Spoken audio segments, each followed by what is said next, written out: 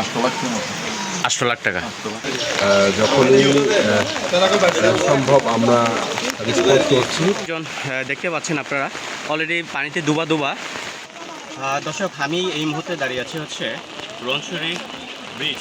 একমাত্র মাধ্যম হচ্ছে এটা, এই রোনছড়ি বান্দরবান যে সড়কটি মেন ব্রিজ, এটা হচ্ছে আপনার দাঁড়িয়ে আছে। আমার পিছনে দেখতে পাচ্ছেন আপনারা, আমার পিছনে পানি কিন্তু ছুঁই ছুঁই, এখনও ব্রিজটা কিন্তু ছুঁই ছুঁই আছে। এখনও পর্যন্ত সর্বশেষ খবর হচ্ছে আমার এখানে রোনছড়ি উপজেলা সর্বশেষ খবর হচ্ছে এই পর্যন্ত। আরও দর্শক, এই মুহূর্তে আমি যেখানে আছি হচ্ছে এটা হচ্ছে রোনছড়ি বাজার শ্রী শ্রী কালী মন্দির পিছনে। এটা হচ্ছে এখানে হচ্ছে বেশ কিছু ঘর ছিল, এখানে বেশ কিছু ঘর ছিল সরকারি ঘর। এটা অলরেডি শুধু চালটা দেখা যাচ্ছে, অলরেডি ডুবে ফেলছে। আমি এই মুহূর্তে মেন সড়ক থেকে এই পর্যন্ত আছি আমি। এখনও পর্যন্ত আমাদের রোনছড়ি পরিস্থিতি হচ্ছে এই অবস্থা।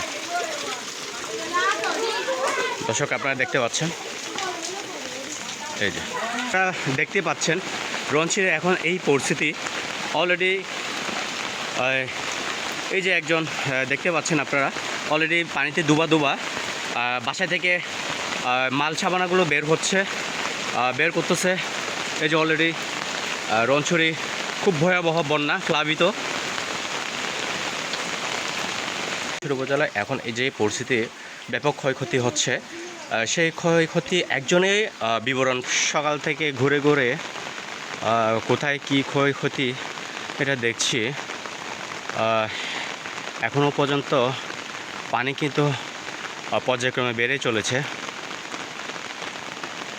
আরও পানি প্লাবিত হওয়ার সম্ভাবনা আছে। আমরা ইউনিয়ন পরিষদ রোনছড়ি সদর হতে আমাদের আমরা সচেষ্ট আছি।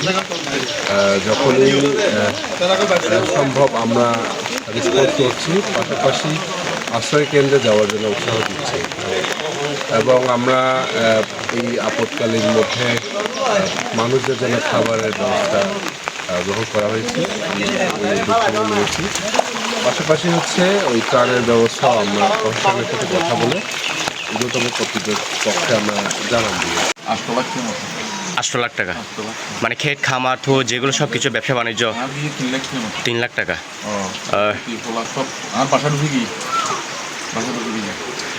দর্শক, আমি যার সাথে কথা বলেছি সে তার বাড়ি কিন্তু অলরেডি ডুবা।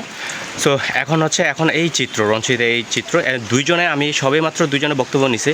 আরও ব্যাপক ক্ষয়ক্ষতি অনুসন্ধানে চালাচ্ছি ABM TV পক্ষ থেকে। আমরা সত্যতা তুলে ধরার জন্য চেষ্টা করছি। ধন্যবাদ।